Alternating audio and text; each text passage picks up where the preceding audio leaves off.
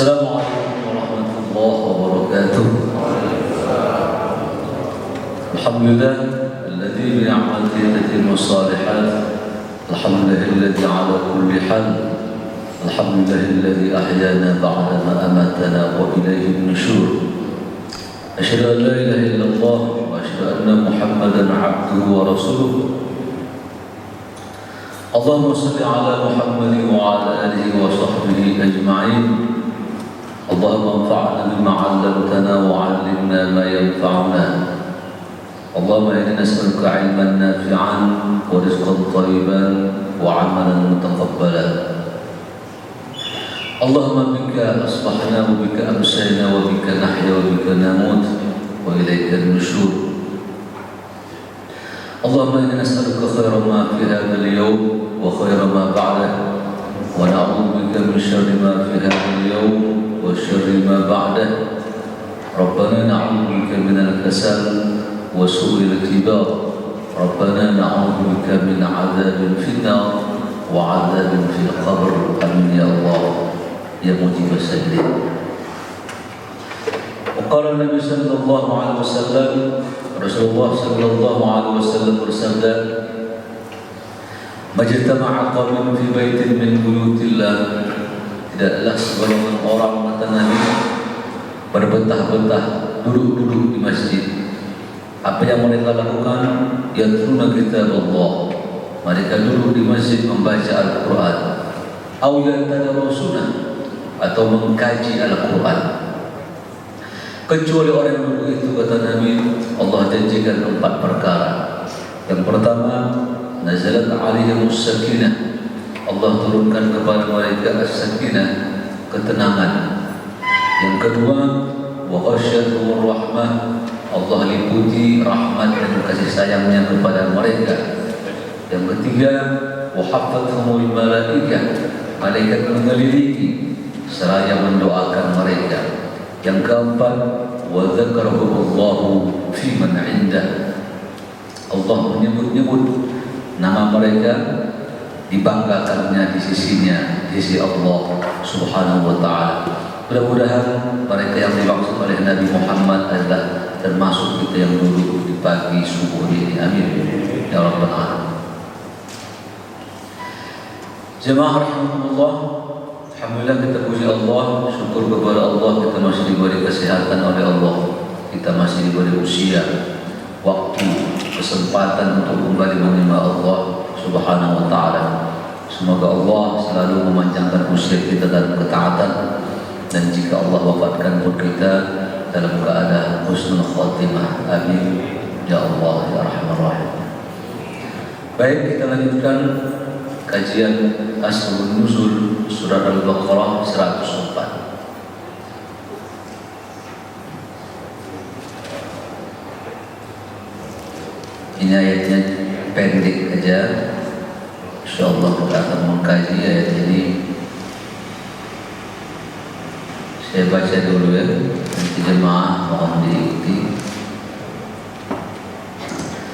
A'udzu billahi minasy syaithanir rajim.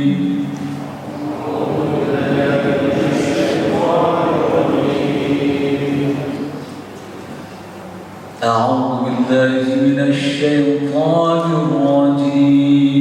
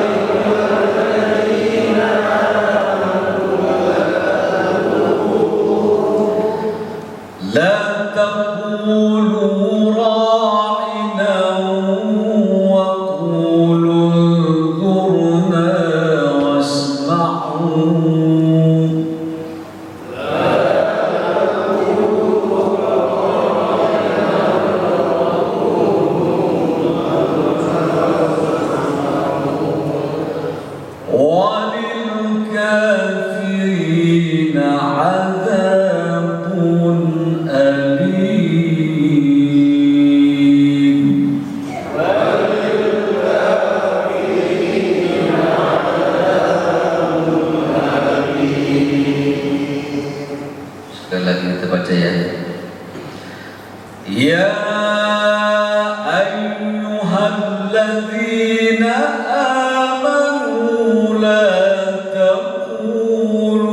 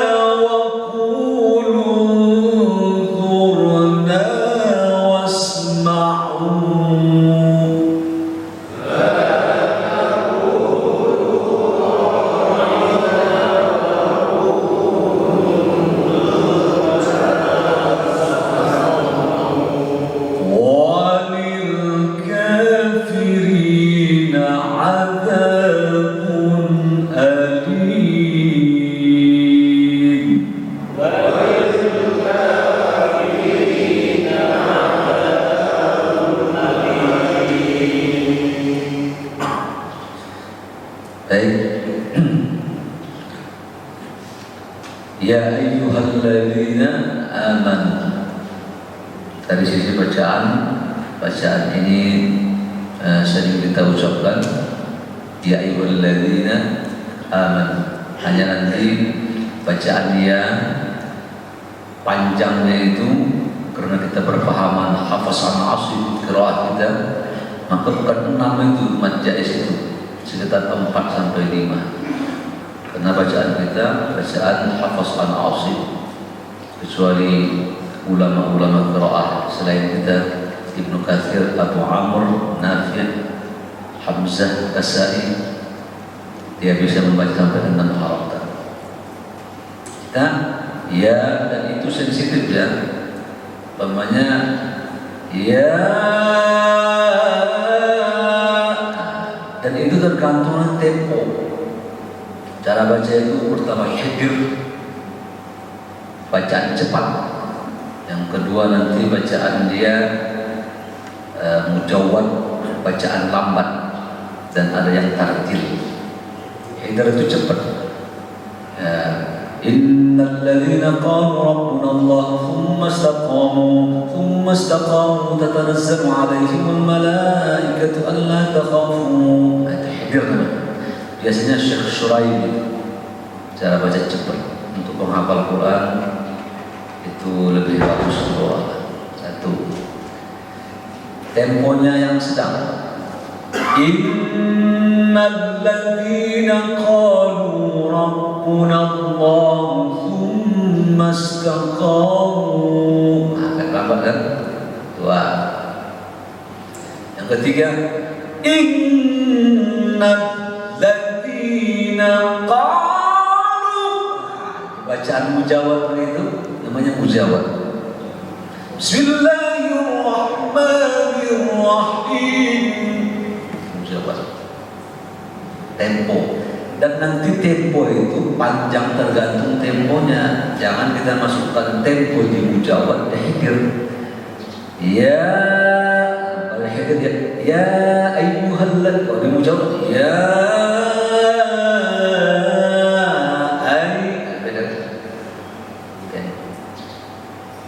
bahkan ada yang membid'ahkan bacaan mujawwad itu. Ya, itu bukan bacaan. Kalau dikatakan ini ilmu baca Quran itu teorinya 3. Memang yang paling abdul nanti kata para ulama itu bacaan yang sedang. Innal ladzina qalu rabbana, itu yang paling abdul ya. Di antara yang cepat, yang terlalu lambat, yang tengah itu itulah warattilil Qur'ana tartila. Nah, jadi yang tidak boleh kata Imam Malik bergoyang, ya, sehingga mutlak itu membuat rusak sifatul huruf. Di pangkal-pangkal tafsir Imam Qurtubi beliau menjelaskan jangan mutlak bergoncang. Tapi kalau bacaannya tetap pada matnya, dibolehkan hukumnya dengan tempo-tempo cara baca tadi. Kalau dikatakan cara baca yang kualitas bid'ah, tentu ilmu asbun nusul bid'ah ini. Zaman Nabi tak ada nih. Ilmu ulumul Quran, nahwu, sharaf, bidah. Ilmu faraid bidah. Ilmu tafsir bidah, ilmu fiqh bidah. Ya, ini pengembangan ini di zaman Abbasiyah itu terjadi pembesaran ilmu fikih besar-besaran dan para ulamanya digaji oleh pemerintah untuk menjadi sehingga waktu itu maju keilmuan dalam bidang fikih, termasuk qiraah ini ilmu qiraah.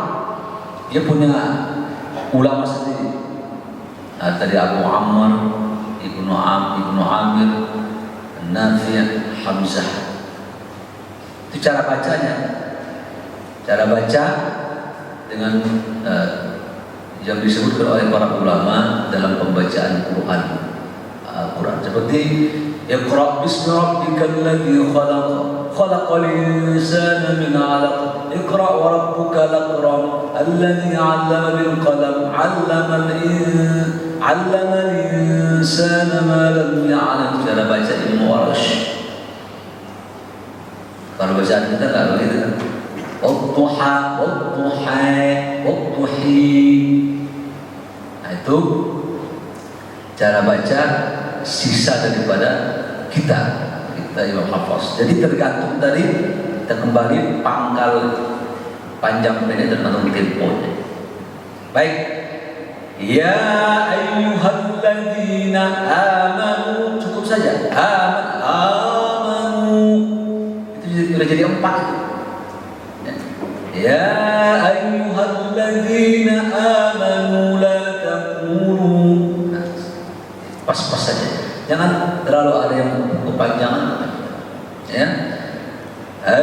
Ya ayyuhalladzina amanu la taqulu. Kepanjangan dia. Amanu la taqulu. Ra'ina wa qulu. Nanti ketemu Allah apa itu? Fa. Kebetulan Allah itu isti'adah. Maka betul-betul ke depan tuh. Waqulu zurna, waqulu zur, waqulu zur, waqulu zur, bukan zur. Allah, waqulu Allah. Wanaqulu zur waqulu zurna wasma'u. Lepas ya, zurna ada na yang terbawa dia dengan zurna tadi. Qulu zurna waqulu zurna wasma'u. Kembali disebutkan sifat huruf fathahnya. Walil kafirina adzabun alim.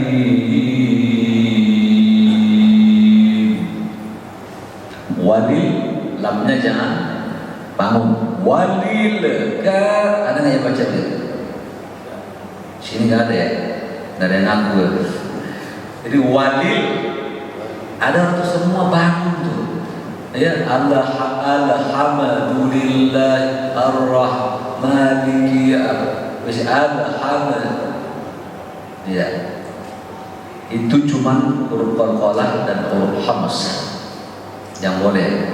Selain itu tidak boleh. Itu nanti diperdalam dalam tahsisnya. Walil kafirina adzabun alim. Baik.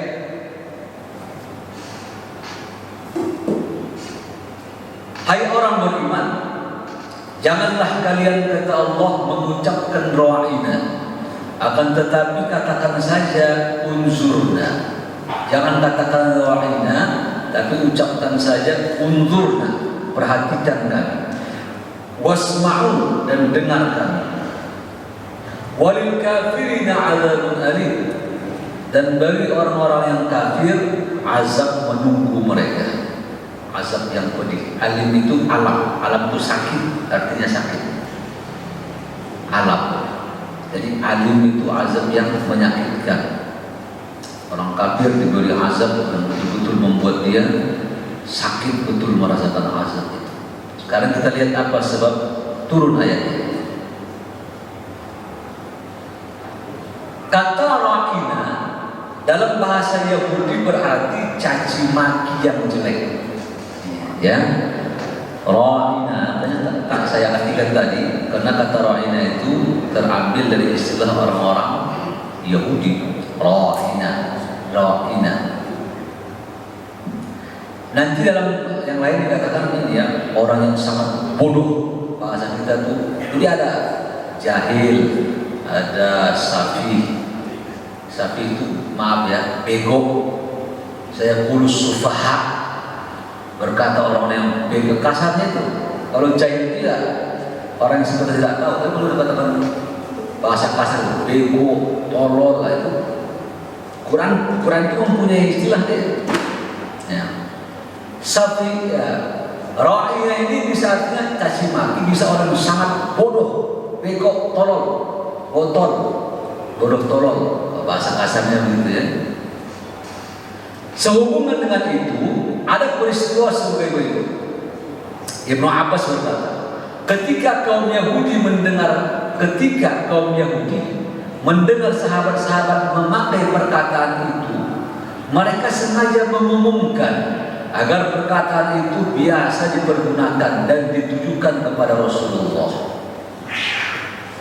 Ucapkan saja itu kata orang Yahudi. Lalu kalimat itu pun ditujukan juga kepada Nabi Muhammad. Apabila para sahabat menggunakan kata itu, para sahabat dipakai kalimat itu karena mereka tidak tahu artinya. Mereka pakai, mereka mentertawakannya. Begitu mereka mengucapkan kalimat itu, orang-orang para sahabat, orang Yahudi mentertawakan. Mereka nggak ngerti itu kalimat jelek, itu kalimat ejekan itu. Makanya orang Yahudi mentertawakan orang-orang sahabat waktu itu mengucapkan kalimat itu. Maka turunlah ayat ini. Ketika salah seorang sahabat, itu sebab pertama. Berikutnya, ketika salah seorang sahabat yaitu Sa'ad bin Mu'az mendengar ayat ini, turun ayat ini. Ayat ini turun ketika salah seorang sahabat mendengar ayat ini turun tentang ra'ina tadi. Berkatalah ia kepada kaum Yahudi, berkata Sa'ad kepada orang Yahudi, hai musuh-musuh Allah, jika aku mendengar perkataan itu diucapkan oleh salah seorang di antaramu sesudah pertemuan ini, akan kupenggal batang lehernya. Abu Nu'aim Ad-Dalail As-Sudais dalam kitab Ad-Dalail dari Abu Saleh. Itu sebab turunnya ayat ini.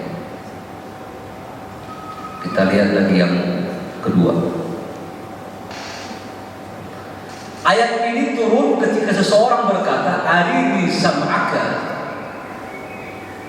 arini sam'aka, arini ra'ina, dia kata ra'ina.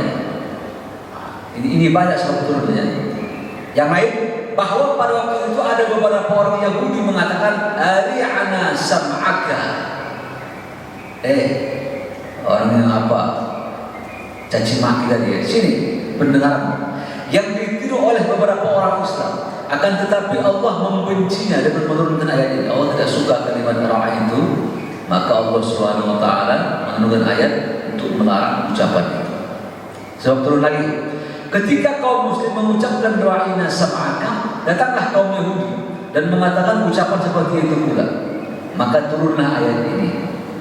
Banyak lagi di tengah lagi, bahwa turun ayat ini sehubungan dengan ucapan ra'ina, bahasa yang dipakai kaum Ansor di zaman jahiliyah, dan karenanya dilarang oleh ayat ini.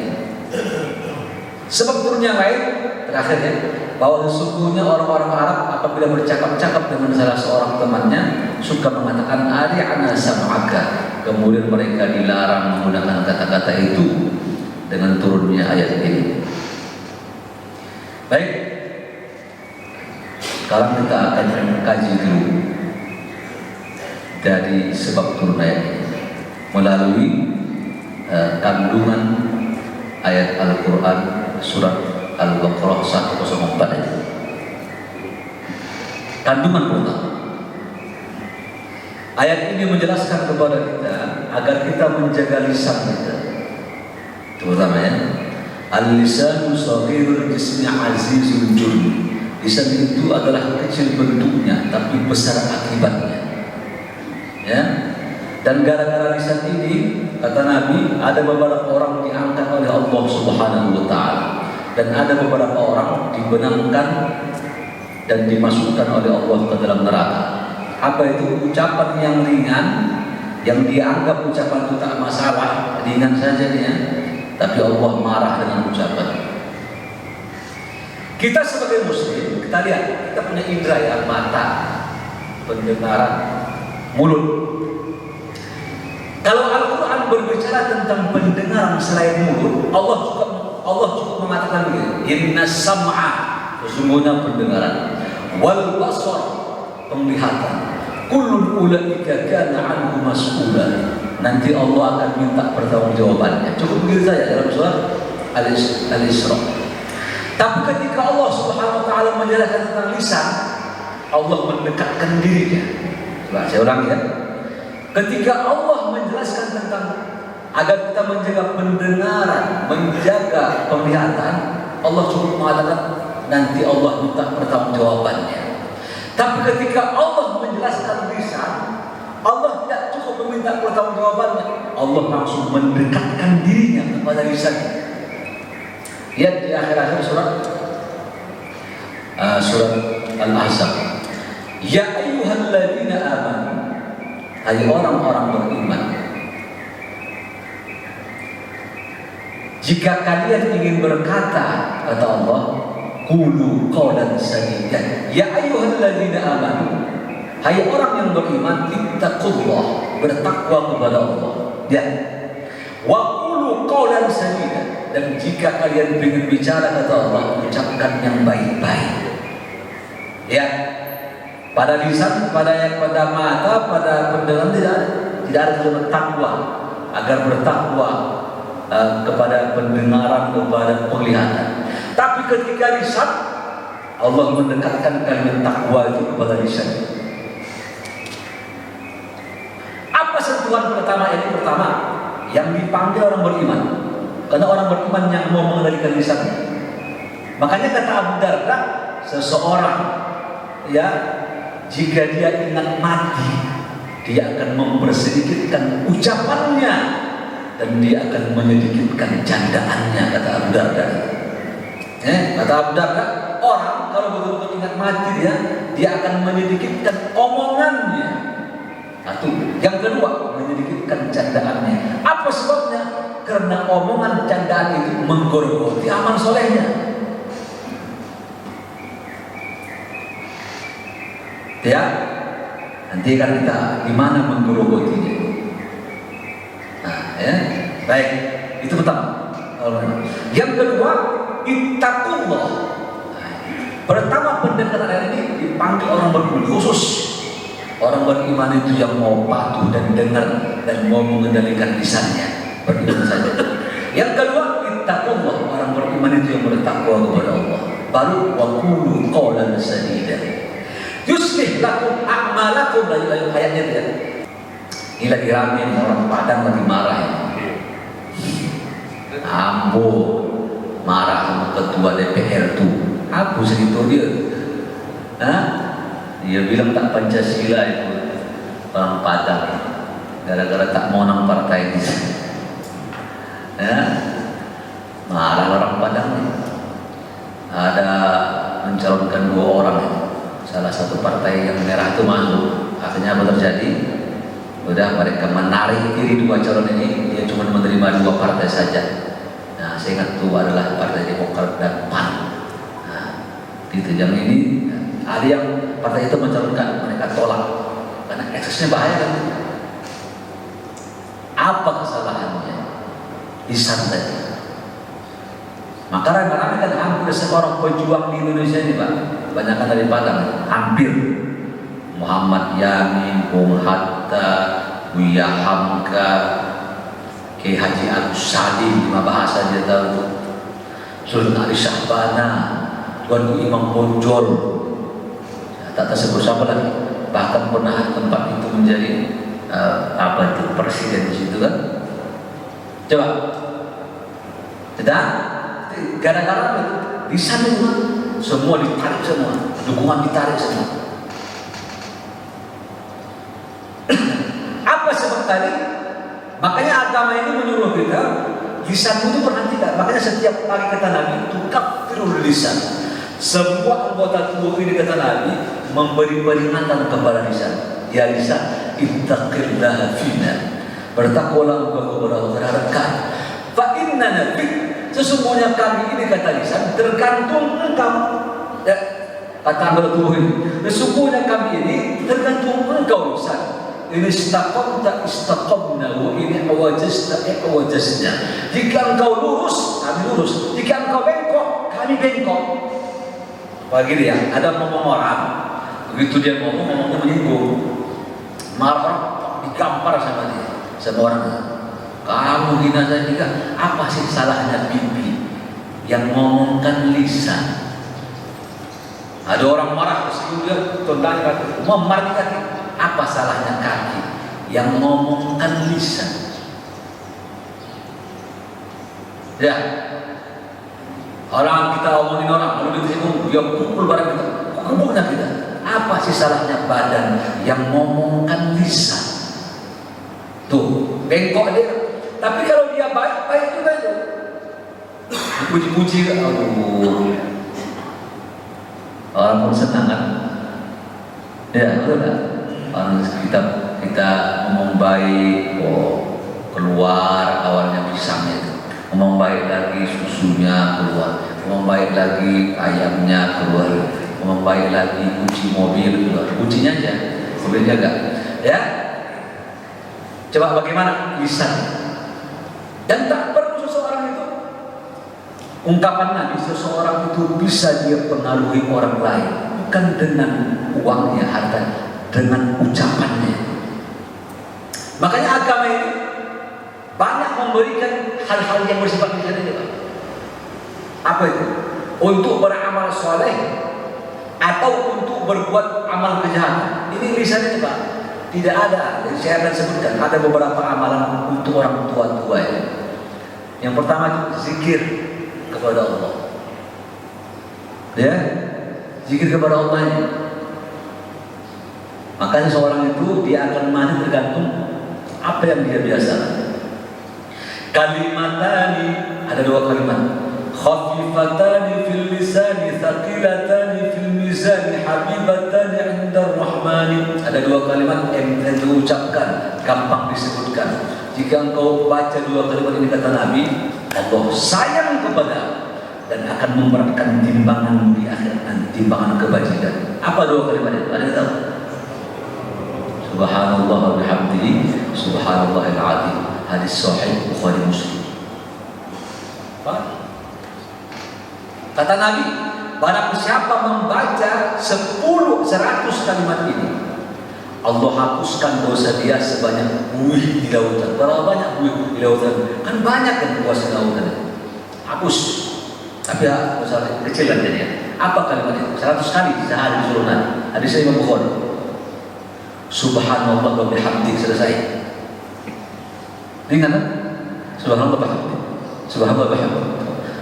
Itu tak sampai 5 menit, Pak. Tapi kalau bagi orang yang pemalas tak terbaca. Makanya Nabi memasukkan berzikir pagi dan petang supaya terbaca. Pak Ustaz, Allahumma bihamdihi, Allahumma bihamdihi, Allahumma bihamdihi, Allahumma bihamdihi, Allahumma bihamdihi, Allahumma bihamdihi. Itu ya, kalau yang baik-baik dia ucapkan. Kata Nabi, man shallas alaihi salatan sallallahu alaihi wasallam. Barang siapa kata Nabi mengucapkan istighfar bersalawat kepadaku satu kali dia ucapkan Allahumma shalli ala Muhammad, Allah balas 10 kali. 2 kali dia ucapkan Allahumma shalli ala Muhammad, Allahumma shalli, Allah balas 20 kali, di 30. Begitu terus kelipatannya. Itu yang baik-baik ya. Dan berapa banyak orang terangkat kena lisannya, ucapannya, apa yang dia sampaikan. Dan berapa banyak juga orang ini terjatuh dan terjebak gara-gara lisannya. Jangan berusaha amal soleh itu dengan lisan, kayak menggunjing itu. Nah, ada seseorang digunjing, begitu dia digunjing, disampaikan, wahai fulan, engkau itu digunjing oleh si fulan. Oh, siapa si fulan itu? Si fulan. Oh iya. Rumahnya di mana? Di sana. Baik. Akhirnya dia pergi ke warung, dia beli barang-barang, dia bawa. Nih hadiah buat kamu nih. Kenapa? Aku mendengar bahwa engkau ngomongin saya begini-gini, betul ya? Iya, terus kenapa engkau bawa barangnya? Ya saya berterima kasih ketika engkau mengunjing saya, pahalamu itu terbang kepada saya. Maka saya dapat pahala tanpa beramal soleh, transferan dari engkau. Saya berterima kasih. Makanya dalam agama kita, lidah ini bisa merusak amal kita ini. Berapa banyak amal soleh seseorang ini dirusak oleh lisannya sendiri, menyinggung, menyakitkan, mencemoohkan, menghina. Kata Nabi, apa kata Nabi? Laisal mu'min la'an. Orang mukmin itu bukan yang suka asal ngomong, mana biar jatuh aja, mati aja, la'an. Walal ta'an, menghina. Walal badi itu ngomong-ngomong di bawah selangkangan kaki. Asal ngomong tak jauh-jauh dari selangkangan kaki. Dilihatnya itu bisa, kita kemana-mana pikirannya. Itu badi itu ngomong parno. Walal fahish, ngomong fahish. Fahish itu biasanya ke arah-arah yang bersifat fuhsyah, apa namanya itu, berzina atau kemaksiatan. Orang mukmin, kalau ada orang mukmin Pak, dikit-dikit ngomongnya dia tokoh dia. Bingung itu goblok, semakin panjang jenggotnya semakin goblok. Umpamanya. Asal ngomong begitu itu nggak perilaku mukmin itu. Bagaimana perilaku mukmin itu? Itu kata Nabi, laisal mu'min la'an. Orang mukmin tidak mau melaknat, dikit melaknat, jatuh aja lu, mati aja lu, brengsek lu begitu. Pernah Pak dengar itu orang beriman rajin sholat begitu? Walau ta'an, menghina. Asal dikit-dikit kalimatnya merendahkan orang. Walal badri, omong yang parno. Walal fahish, omong yang mengandung dosa. Itu nggak perilaku mukmin itu. Makanya ayat ini menjelaskan kepada kita perilaku ucapan-ucapan itu umat terdahulu. Dan kadang ada ucapan-ucapan yang dianggap ringan seseorang membahayakan amalnya. Termasuk ucapan ro'ina ini di zaman Nabi. Mereka tidak tahu apa maksudnya, ikut-ikutan diucapkan mereka. Turun ayat menegur mereka bahwa ucapan itu ucapan mengejek Nabi itu. Ya, nah, itu makanya agama kita ini sejak awal menjelaskan kepada kita lisan dan ucapan itu harus diperhatikan. Statement-statement itu yang keluar-keluar apalagi dari pemimpin dia. Ya, bagaimana membuat tanggapan-tanggapan dan itu sifatnya pantulan Pak. Apa yang kau ucapkan ke orang, begitu orang balaskan kepada dirimu. Dan alam sifatnya begitu. Apa yang kita kenakan seperti airnya. Nah, kita doakan dia hal-hal yang baik. Nah, nanti kristalnya bagus kan? Kita penemuan di Jepang. Tapi kalau kita sebut air kamu kurang ajar. Nah, saya sudah cerita ke Bapak bagaimana dulu penemuan di barat dua pohon itu kan. Nah, dua pohon. Satu pohonnya dirayu, dua pohon yang indah, yang cantik segala macam. Ini kurang ajar, brengsek segala macam dipakai cacimaki. Awal itu pohonnya sama tingginya, sama hijaunya, sama suburnya. Dalam rentang hampir sebulan diperlakukan. Kenapa ini diuji di ucapan tadi pengaruhnya? Apa terjadi Pak? Pohon yang diucapkan kalimat baik tinggi, besar, hijau, apa dia? Rimbun dia. Pohon ini cenderung stagnan, cenderung menjadi coklat dan najis yang diejek tadi. Makanya Nabi itu suka mendoakan itu.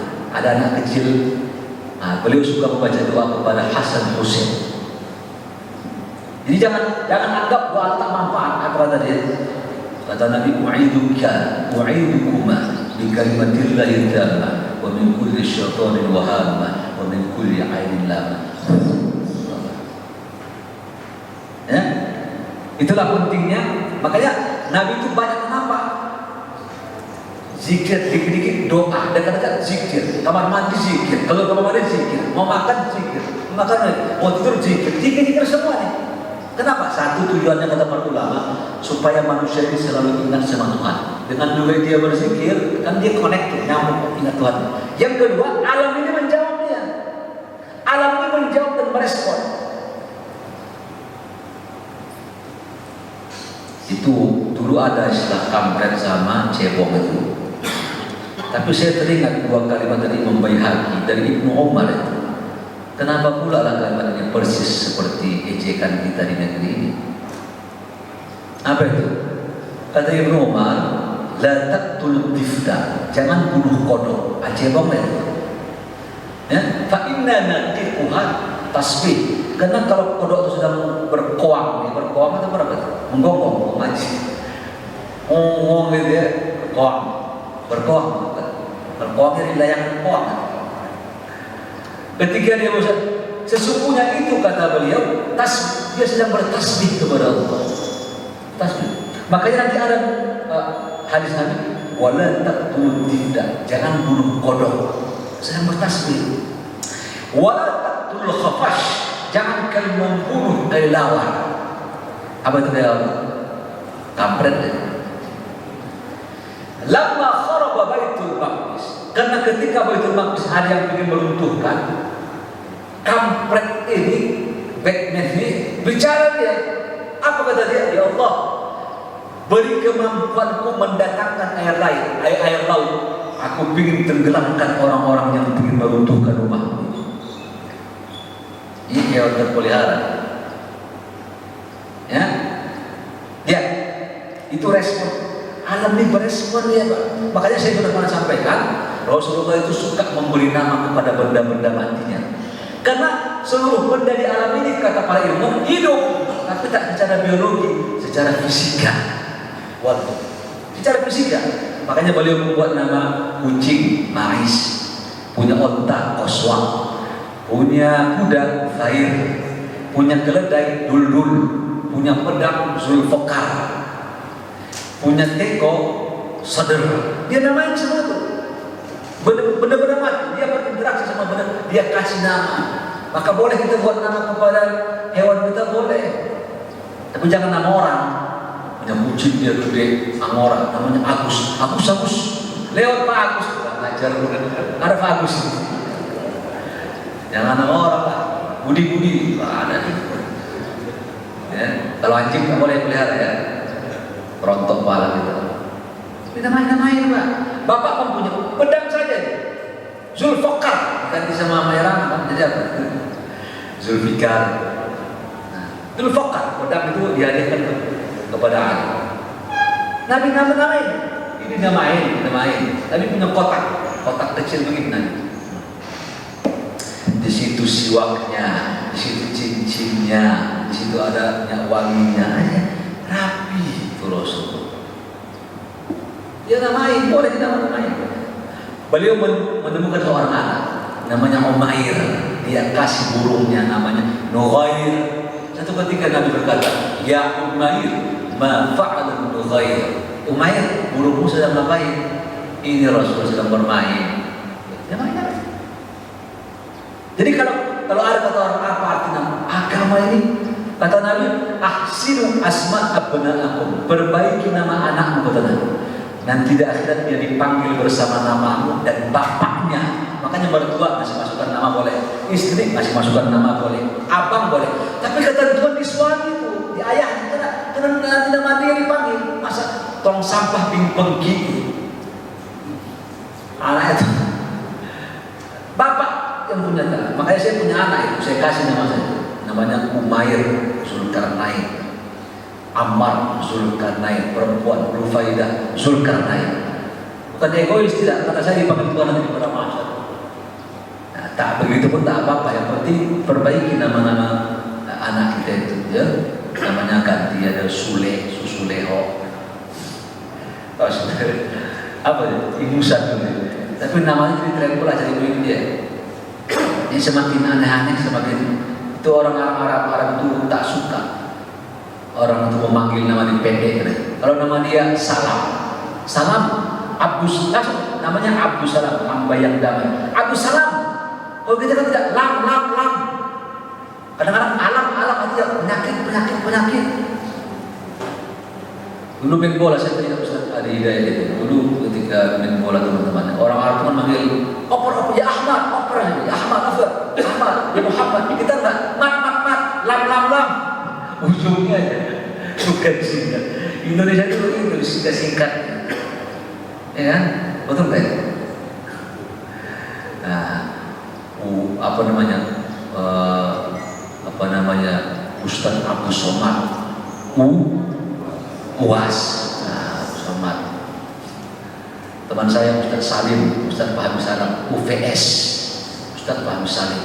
Saya TGB Tuan Guru Budi. Disisikan dulu itu. Ya suka. Ya baik. Itu yang ada bunyi tadi apa kita lihat. Tapi bagi saya waktu terakhir penutup kita ambilkan nomor ayat yang terakhir. Yang terakhir Pak, setiap pengingkaran dalam agama sifat apa saja itu termasuk orang yang diazab oleh Allah. Ya, kita punya teman dua. Kita punya musuh dua. Yang pertama musuh dari sisi orang-orang yang menentang agama kita, yang beda agama. Yang kedua musuh dari dalam, namanya orang munafik. Yahsabuna kulla sulhatin alim. Jadi begini, kalau kita melihat di negeri kita ini ada orang tahu agama, paham dia, lalu orang ini suka mengejek. Kalau sama orang-orang Islam bukan main dia bernohok, jadi tameng dia, lalu dia merocok-rocok agama kita. Tapi sama orang kafir akur dia, membela dia, jadi backup dia. Kalau ada pergerakan kaum muslimin, marah dia, langsung kita dicecer sama dia. Kayak sekarang istilah khilafah. Khilafah lagi ramai jejak khilafah. Jejak khilafah. Udah ada jejak khilafah di Indonesia. Bukan sekedar jejaknya, telapak kakinya pun sudah ada. Di Medan, Sultan Delhi 19, namanya Sultan Makmun. Ya, tahun berapa? 1910. Belum ada yang kayaknya. Itu utusan dari Turki Utsmani datang ke Medan itu. Lalu sang Sultan Makmun berfoto di depan istana Maimun. Masih ada dokumennya. Beberapa kuburan di Aceh ada. Sriwijaya, raja-rajanya di ala raja meminta Turki Utsmani mendatangkan beberapa utusan delegasi dari mereka. Jadi kalau kata ada di negeri ini maka tidak ada jejak.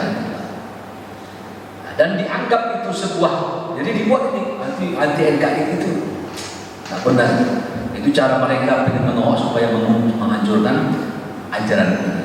Itu kan sama-sama teokrasi, demokrasi, monarki, ada khilafah namanya. Itu bukan ideologi, sistem yang terambil dari Quran dan hadis sistem. Dan itu bahannya, jangan sampai benci. Itu kalimat keluar dari mulut Nabi itu. Hadis Imam Ahmad kata Nabi, "Summa takunu khilafatan ala minhaj an-nubuwah." Nanti ada khilafah. Ini bukan Indonesia, seluruh dunia. Nanti ada pemimpin itu abon, suka menggigit rakyatnya kata Nabi. Ada pemimpin itu suka menindas kaum muslimin, membunuhnya, mengintimidasi, menyusahkan rakyat. Nabi kasihan ini seluruh dunia. Kata Nabi, nanti kalian tenang aja, kalian nanti punya sistem sendiri, khilafatan ala minhaj. Jadi itu kalimat keluar dari Nabi Muhammad SAW. Dan itu tak bisa ditolak. Kita sudah pernah bertengger sistem itu berapa abad? 13 abad. Mau menghilangkan bagaimana? 1300 tahun. Bagaimana menghilangkan jejak itu? Bertengger pernah di dunia ini. Tahun 1415 dari Muhammad Al-Fatih. Ya, jadi ada saja nanti caranya orang-orang suka merusak ajaran agama Allah Subhanahu wa Ta'ala. Baik, saya pikir cukup sampai di sini. Mudah-mudahan apa yang sampaikan bisa menambah sedikit pengetahuan kita. Baik, saya buka pertanyaan sebelum itu. Salam.